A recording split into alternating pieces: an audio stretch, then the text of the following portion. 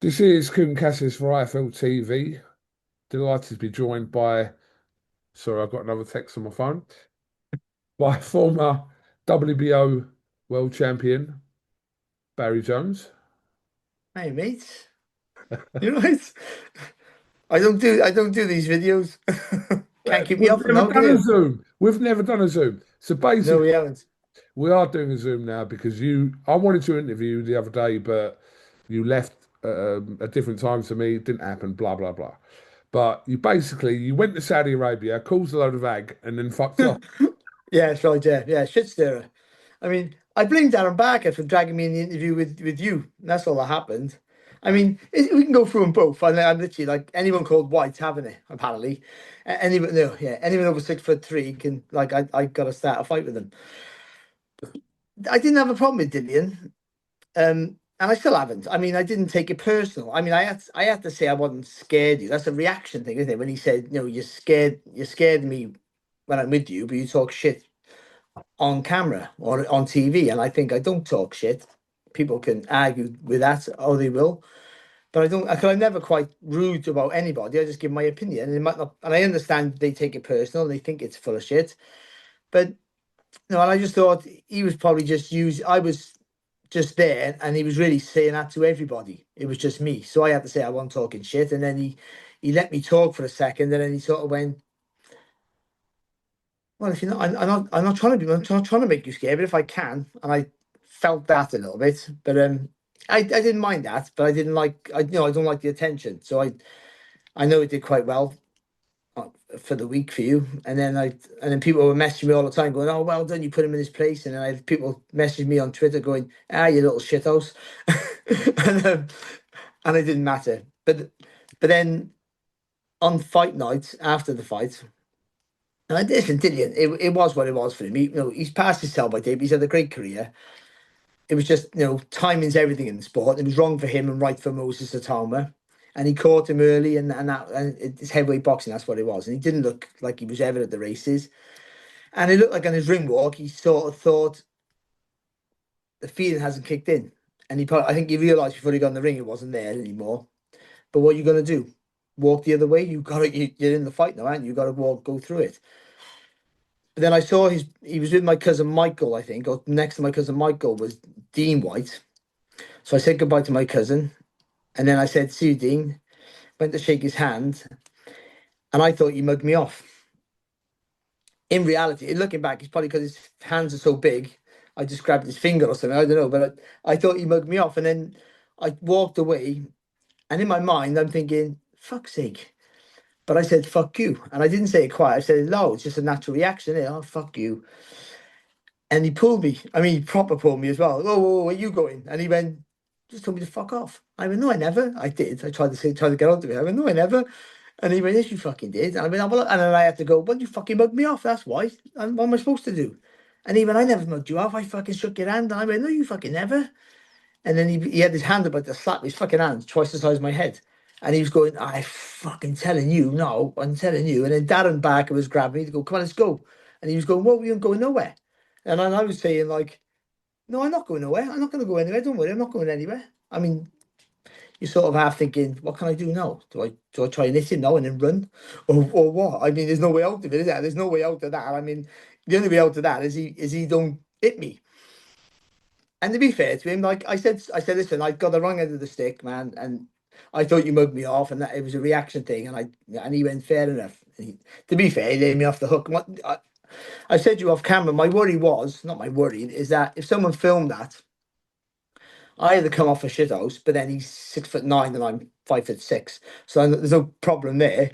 And or I come across like I had a good, I won't take any shit, but I'm 52 almost. I don't care about that. The third one is that he comes across like a bully, and he wasn't. Like he, no, I've I've told him to fuck off. In my mind, I had the right to say it because I thought he mugged me off, but he never. But still, why should I? Because I'm small and he's a big fella. Why should he take that? Do you know what I mean? So he was. I didn't want him to think some people start calling him a bully because he wasn't. Like he could have done. He could have slapped me about there. Then he would have been a bully, and he never. And I tried to stick up for myself a little bit, but ultimately, and I saw this video him saying, "Oh, Barry's no, little terrier and all the rest of it. But I'm not.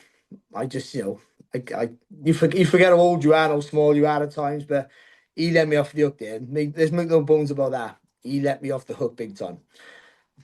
And the closer he, by the way, the closer he got to me, the bigger he got.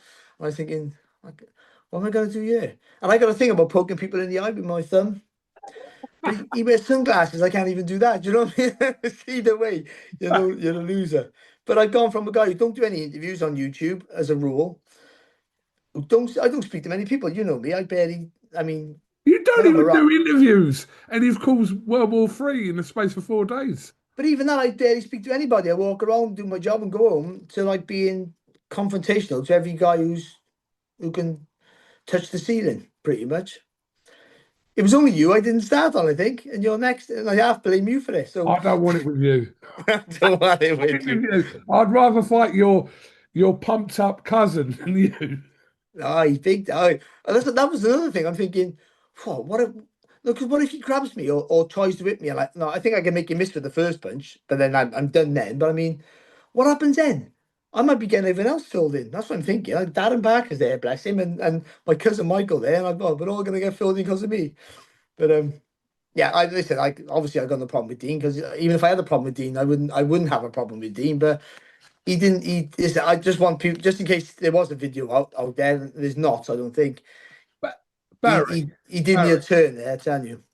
Barry, can we just end this situation tonight? Yeah.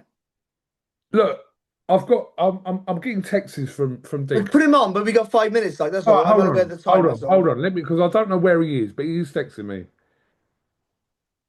Speak, just entertain the public for like 20 seconds. I will. Anyway, after that fantastic performance against Dillian Whyte for most of the time, everyone's talking about Alexander Usyk should be next, and I'm not sure that's the right move. I mean, there's not a name in the heavyweight division you wouldn't be excited to see most of the time with him with, but still, I think he's a young man and he has plenty of time. And I do think trying to get in those rounds are important. Who give on paper, there's lots of fighters who can give him the rounds. Whether they can do it in real life is another thing. But let's get those fighters down. Let's get him in with those fighters. There's a long time to go. The flip side of that, many fighters before him have won the world title at a young age, and they were deemed as too young. But if you're good enough, you're old enough, and it's a tricky situation to match this man. I mean, there's money to be made, and there's longevity in the sport for him. But sometimes you can get carried away with the magic, and you just think, imagine if he did box Usyk next. Imagine if he did beat Usyk. I don't want that to happen. I don't think it will. Frank Warren's too clever for that. I think to understands the sport too well to want to risk that. But whoever you think is exciting, and it helps box. I say it all the time. When the heavy division's flourishing, it helps it helps all the weights, all the way down. Because it brings it brings a limelight to the sport that no other way can. Outside, it transitions boxing, transitions sports, arguably. And I think all he needs is a fan base, and that's why I thought Dillian White's fight originally, before he went to Saudi, would have been a great fight in the UK for him to nick some of his fans. And I think like a Chisora fight would be another one that would sell out in an arena because Chisora is such a big ticket seller and he could nick some of his fans. And then he sells arenas. And then before you know it, by the time he boxes for a world title, he's potentially a stadium filler of his own right. I think that's important. So I think we match him with people who can sell, good talkers, and people who are tough. I think we still haven't seen him get hit on the chin. But then, I think he will take a good shot. But his thought process as he's going to work is fantastic. His maturity for a young man is unrivaled in that division for sure, and unrivaled maybe in world boxing. So, I mean, how long do you hold him back? I don't know. I mean, obviously, it's important, obviously, not to get carried away. But what we've seen the ITAUMA so far, especially after Saturday night, everything's pointing in the right direction. But the talk of Usyk, Barry, be honest, like this is in any other kind of world, this is mad because, but It, Usyk it, beating everyone, he's beaten Joshua twice, Fury twice, Dubois twice. You kind of want to see it, didn't you? well, you do, and it is mad talk, and I don't think it should happen. But Cassius Clay boxed Sonny Liston, who was an absolute monster and also a very good fighter, not just a bully. And that was a crazy matchup. What Cassius Clay looked fantastic. And obviously, of course, Muhammad Ali after that, but at the time, Cassius Clay, and there was like no way on earth could he beat Sonny Liston. And he didn't only beat him; he beat him out the sight. So it can happen. Things like that. Great fighters do great things, but you don't. You're not. I mean, people will argue with this. I don't think you're born a great fighter. You're born potentially a great fighter. You're made a great fighter, and he's potentially great, but he's not great yet. There's lots of waiting to prove that, and it's just taking that risk. A big defeat, a bad defeat, can knock your confidence. Not all, but not for everyone. Sometimes you learn off a defeat. Like I think David Adelaide, for instance, will learn off that defeat massively about how to approach your situation, how to cope and manage certain scenarios in the ring, and believe in your fitness. That's one thing. So I think, but also a bad loss where you demoralized or beat up, which Usyk can do both of those things on the same night, can also change you as a fighter. You might never be the same again. We've seen that in the past. So I think it's about making the right smart moves for him, especially the money you can make if you're in his team. And for him, for his career development, just get it right. When you win the world title, you want to stay there forever. That's the truth. What do you think's an ideal fight for him if there's talk of Hergovich, Parker, Caballero, all these kind of guys? What do you think's an ideal fight for Moses for his development? Yeah, one of those, Jarrell Miller, one of those guys. I mean,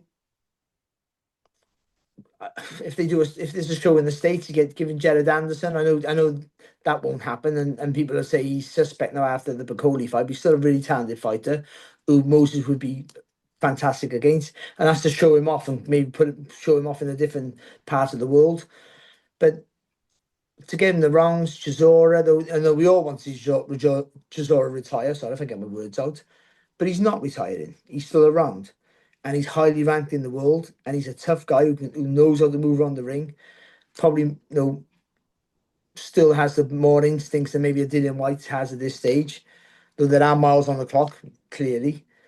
But again, and also he can nick his fan base. That's a perfect show for the UK. But yeah, you want guys who are stoic. I think that's so like Miller's, Hergovich's, those sort of fighters who are good fighters, highly ranked, but I also still think are beatable. Let me ask you a question, be as honest as you can. Would Moses Hammer beat Anthony Joshua right now? Difficult to answer? I think you have to say yes, but it sounds disrespectful. I mean, but you'd have to say yes because the confidence thing that Joshua have shown lately, even in wins, haven't been fantastic, and just the way that he moves at Alma. But it's a massive step up, and also why Joshua wouldn't and shouldn't take that fight. He doesn't need the money. He doesn't need a way back in. I don't know what he wants. I don't know why he wants to fight anymore. I think like he's had a great career. He should call it a day. No, he's healthy. He's young. He's done fantastic things. He's changed the sport in many ways in the UK. He's been absolutely fantastic for the sport and for himself and everything else. Has been perfect for him, except for the losses. And no one's going on a loss, but like, stay away from Atama. And to be fair, Chisora have said, like, oh, I'm not going nowhere near him. And I think anyone really with common sense would say the same thing, unless you need the fight to get up there. I mean, so all these number one contenders like Caballero, all these interim champions like Wardley and Caballero, and are not going to want to fight him. I'm not saying they're scared of him, but why would you want to when you don't need to? Would he beat Tyson Fury now? No, I'm not quite. No, I mean, because Fury's a different animal. Boxing's different to Fury can box in different ways, but he can close you down with that reach. So I think I no, I wouldn't think. I think not. But then depends on what he's got left. By the way, I mean those two fights with Usyk might have slowed him down dramatically, and he is not a young man anymore. But if he's still as good as he was in his last fight, which he wasn't bad against Alexander Usyk, I still think he knows enough to frustrate Atama. But that's I'm just thinking Atama hasn't been there, that's why. So there are questions we haven't seen answered yet from him. Barry, have you seen a fighter, especially a heavyweight, being, I'm not saying pushed is probably not the right word, but going this quickly at this pace, right? Where we're talking about Alexander Usyk in maybe his 14th fight, etc. Have you seen this before? Well, Tyson was right. I know he had a lot of fights, but they boxed very quickly back in the 80s. He was a guy who was pushed and forced towards the world title very quick. And so it's similar to that in many ways. They have different styles and different results and everything else. And I'm not saying he's the new Tyson, but because they're totally different characters. But I think he was pushed, and there's probably others I can't think off the top of my head who were thrown there, but he's the one who did it and was successful with it. So, you know, and again, it's a funny one. If he might be good enough to do it now, but I think and records are there to be broken and blah blah blah. But why would you want to take that risk? I mean, now the money's so huge, or very quickly. If you were part of his team, you go, let's just get the fight. Let's see them. Let's see him. Somebody take him a little, give him trouble. Now, what's he like when he hits someone with his best shot and they don't move? What's he like when someone can counter his work? Can see, when he feints, they feint and jab like a Tyson Fury would.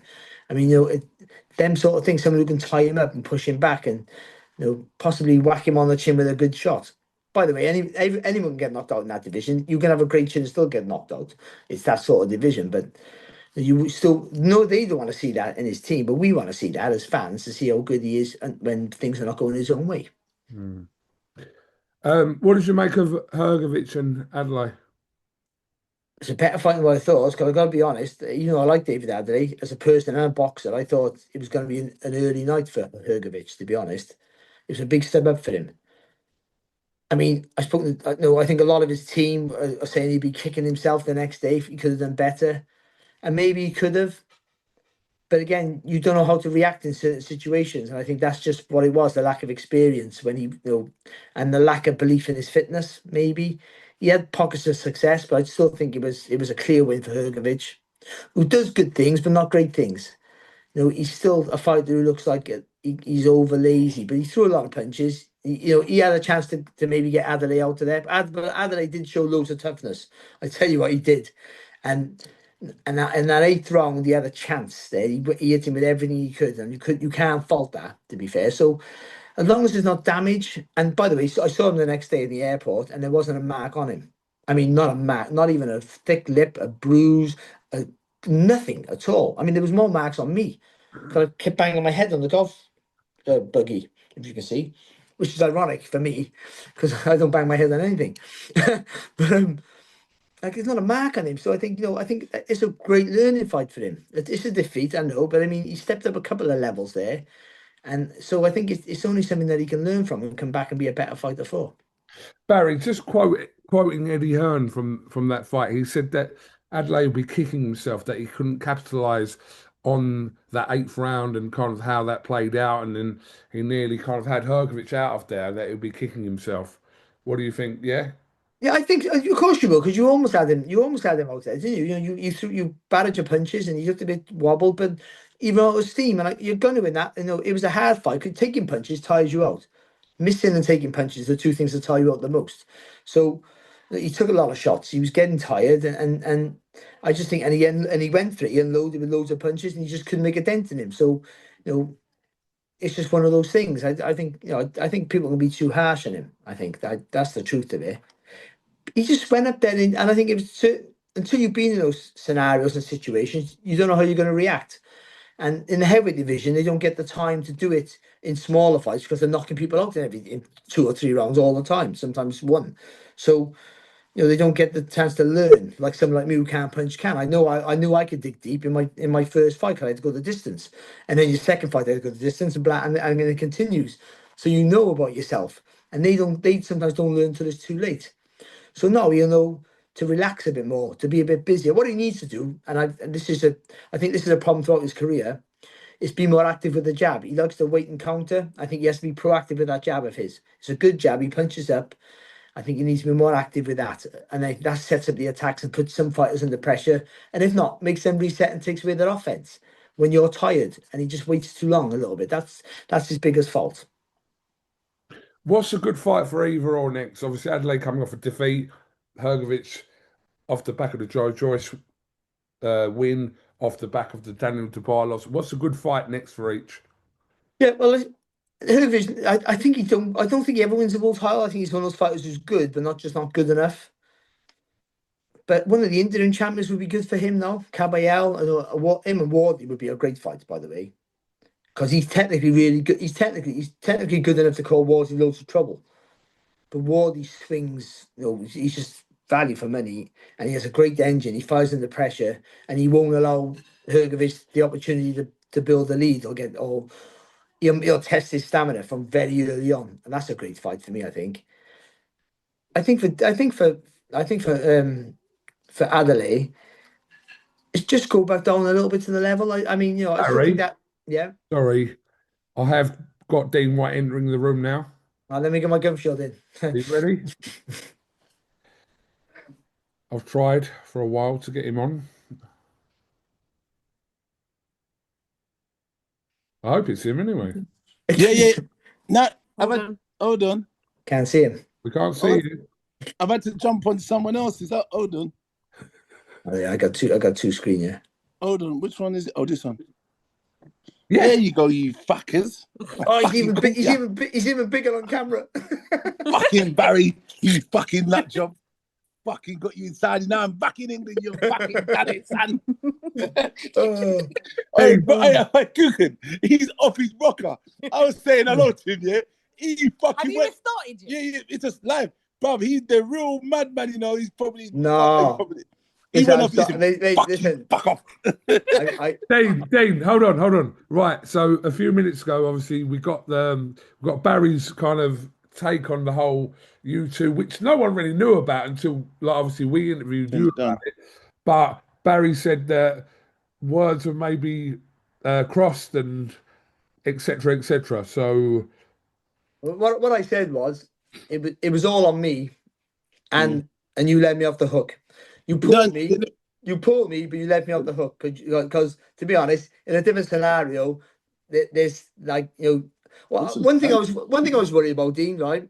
I'm not worried about. I mean, after the fact, if someone recorded that, you could look like a bully.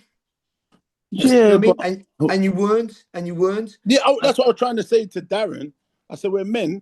We're just trying to discuss and understand, clear things up because there was listen, I couldn't go anywhere. I mean, I'm at the situation. I mean, I can't fight you, obviously, but I mean, I can't go anywhere. If you're a good fighter, yes, you're a bit small now, but I mean, I gotta take what's coming. I mean, I got to. I started it. I gotta take what's coming, and I didn't want to, but I mean, listen, we've all grown up. None of us grown up in palaces, have we? So you grow up in a situation where you open your mouth, you got to back it up. You can't back it up. You got to take what's coming. And that's life. Yeah. But I'm also betting on. I'm also gambling, thinking. I think you're thinking.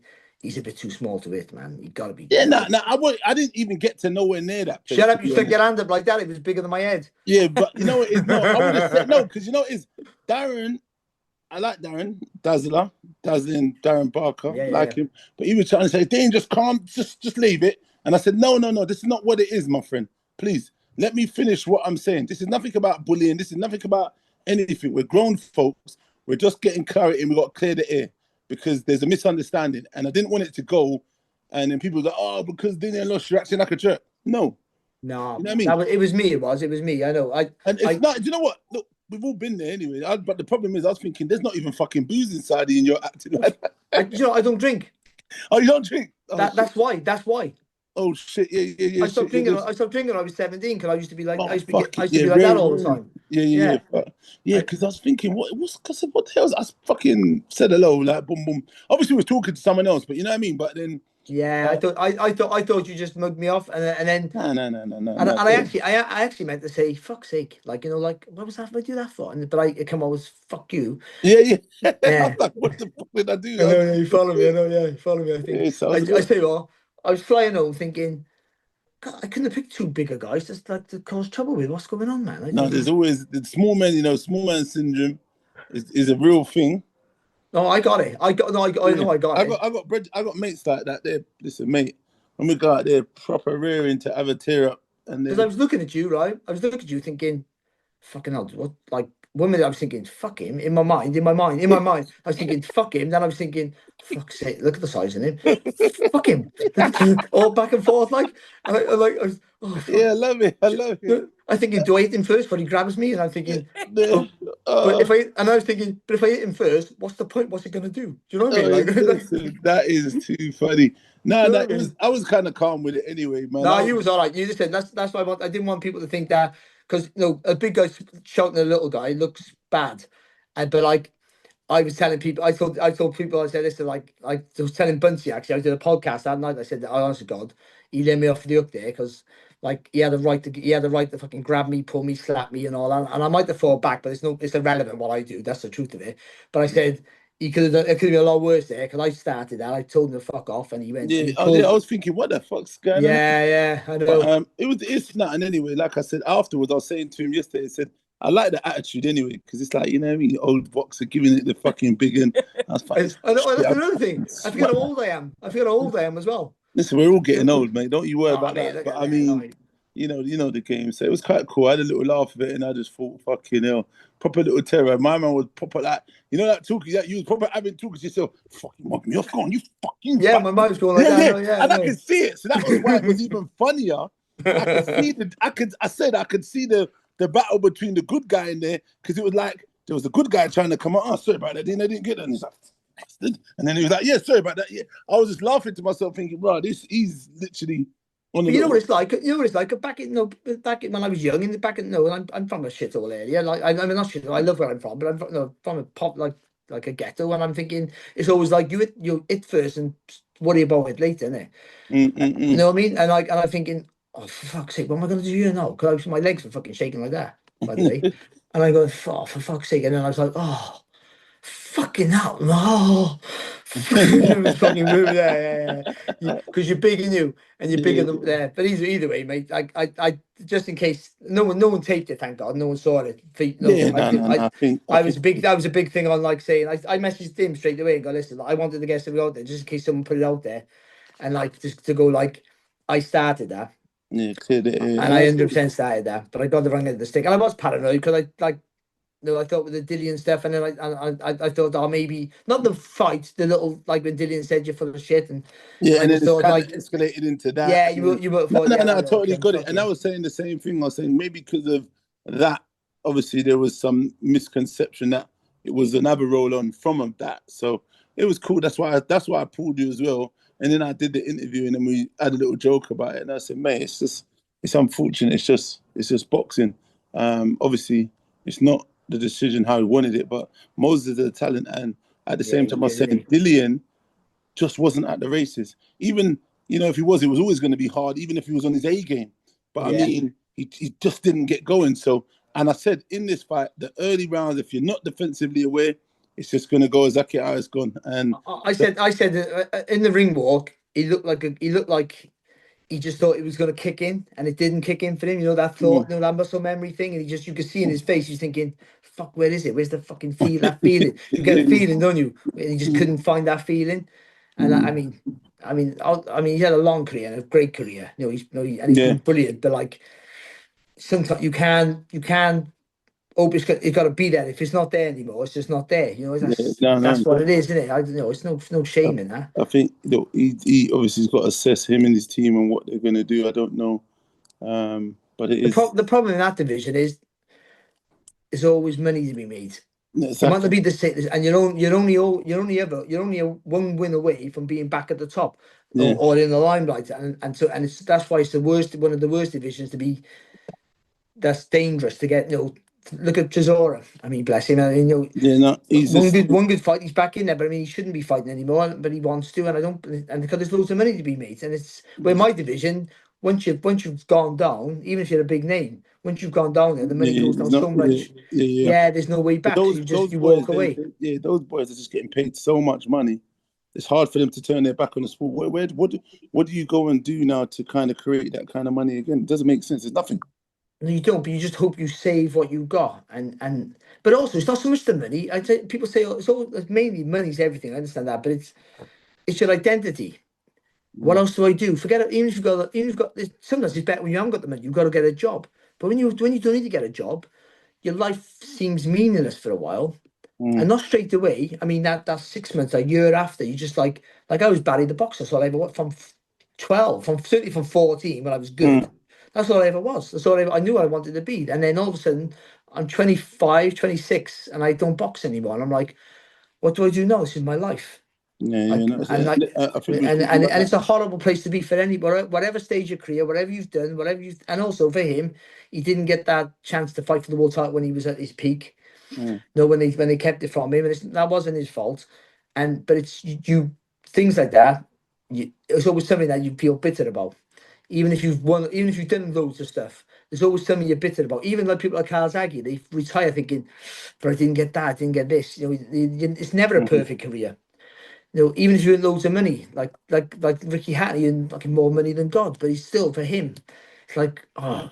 He couldn't let it go. Yeah, he couldn't let it go. Yeah, it's a horrible place to be for anyone, whether you've done it or you haven't done it. When you've earned money, you haven't. It's your identity, and you've got to try and find a new one. Yeah. So yeah. Anyway, Dean, do you fancy a misfit 6-rounder? Let's go, man. That big was it big and tall, man. Let's see what's going on. Get them to pay me maybe like a 250. I'm with it, man. I'm not gonna train. I'm gonna drink every day, and I'm with it. Whatever I land, whatever I land on, I'm gonna swing with brute force. Probably gonna take me off my feet. To be fair though, I can't see you hit me. I think I beat you because I think you lean down so much you pull your back. Probably, you might be right. You might be right. Anyway, I think we're good. The next time you see me, I bet you go, "No, we're good. And he'll grab me and go, "You was fucking lucky the other night. Don't forget." Listen, listen. I'm glad we did this. Obviously, that clip went out with Dillian and Barry in the week, etc., etc., and it was more about timing. Dillian coming through and off the back of the whole tribe of stuff, all that stuff was happening. Dillian came with that kind of vibe.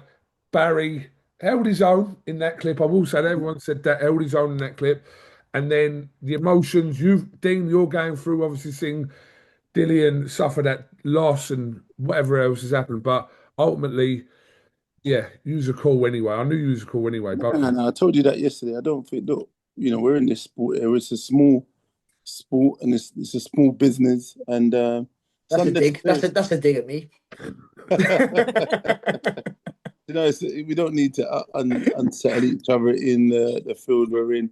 And sometimes emotions can get the better of people and it affects you, especially like in situations like when such a devastating loss. But I mean, it's not, like it was a hard fight. We always knew that. This is like, Dillian took a very hard fight, and I was like, shit, the new guard, you're not really meant to be fighting the new guard, like any of these guys.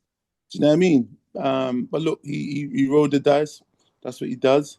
And now he's got to now reflect on which direction he goes, if he continues or he doesn't. But in terms of health, we'd want him to be healthy and safe and, look at it like you've had a great career. What do you do? Do you continue?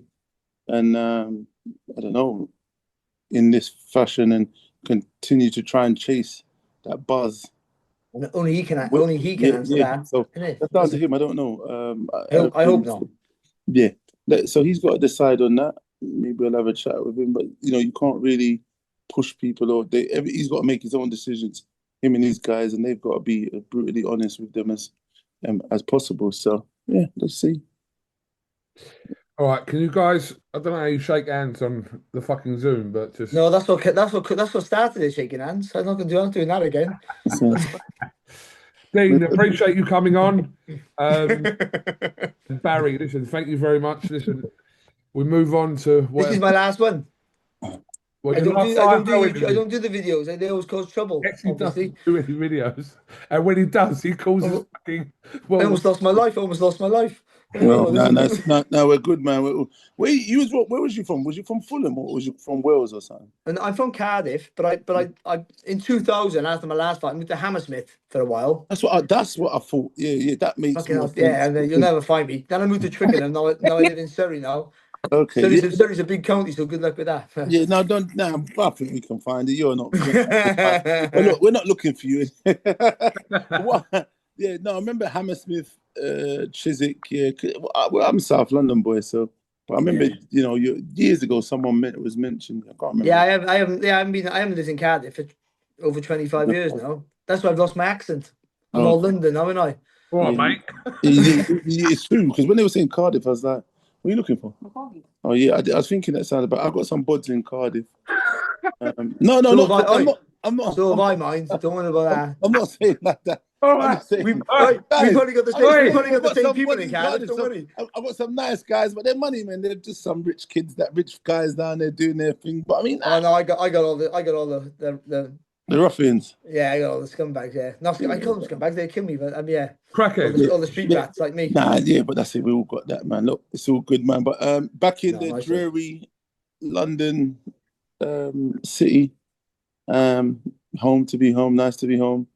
You say you don't drink, but I'm having a drink, mate. Thanks, Saudi. You got me for 6 days.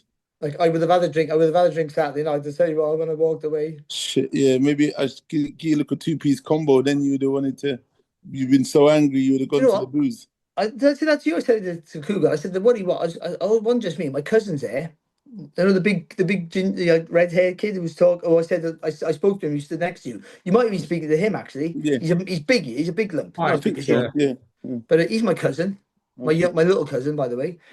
And I think I'm going to get everyone else into trouble here as well. By the way, that's my word. That's my biggest thing. Like I take what you sat me. Who was I chatting to? I was talking to He's from the WBC commission there. One of the He had a suit on. He had a suit on. Like he's on the commission, isn't he?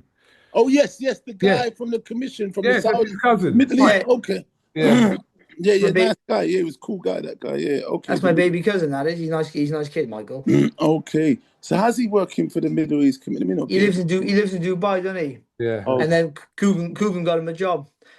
I didn't get him a job. He's just my mate. He walks around saying he's Barry Jones's cousin. Okay. Well, that's all right. He's got a job. Made his money this weekend. And then I said, then he changed it to tell everyone he was Barry McGuigan's cousin, and I worked out for him better. That is, yeah. Yeah, Barry McGuigan. I got to go on a dinner with my family now. Nice, Dean. Nice. All right, listen. Thanks, man. I'm happy we squared that. Yeah, take care, guys. Yeah. Not as happy as I am. All right, take care. Dean, thank you very much, Barry. See you later, Coop. Nice to meet. Take care. Bye. God.